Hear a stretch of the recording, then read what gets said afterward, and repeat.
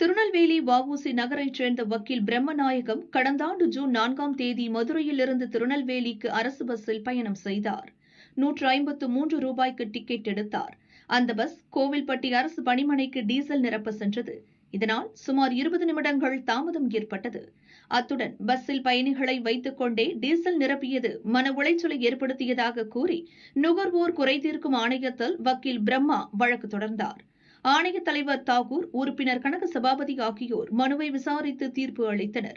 பஸ்ஸில் பயணிகளை வைத்துக் கொண்டே டீசல் நிரப்பியது சேவை குறைபாடு என அறிவித்தனர்.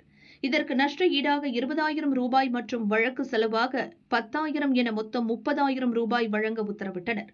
நஷ்ட ஈடு தொகையை அரசு போக்குவரத்து கழக நாகர்கோயில் கிளை மேலாளர், பொது மேலாளர் மற்றும் நிர்வாக இயக்குநர் ஆகியோர் தங்கள் சொந்த பணத்திலிருந்து 1 மாதத்திற்குள் வழங்க வேண்டும் என உத்தரவில் கூறியுள்ளனர். நஷ்ட ஈடுக்கு அரசு நிதியை பயன்படுத்தக்கூடாது. 1 மாதத்திற்குள் நஷ்ட ஈடு தர தவறினால் 9% வட்டியுடன் சேர்த்து தொகையை வழங்க வேண்டும் என நுகர்வோர் குறைதீர்க்கும் ஆணையம் உத்தரவிட்டுள்ளது. பயணிகளை வைத்துக் கொண்டு டீசல் நிரப்பக்கூடாது என பல முறை நிர்வாகம் அறிவுறுத்திய போதும் அதனை பொருட்படுத்தாமல் பயணிகளை வைத்துக் கொண்டு டீசல் நிரப்பினார்கள். அதுவும் சென்னையிலிருந்து நாகர்கோவில் நோக்கி வருகின்ற பேருந்து, அந்த பேருந்தில் டீசல் நிரப்புகின்ற பொழுது பேருந்து அதிக தூரம் பயணித்து வருவதால் அதிகமான வெப்பத்தில் இருக்கும். இந்த நிலையில் ஒரு ஆபத்தான செயலை செய்தது மிகுந்த மன உளைச்சலை தந்தது.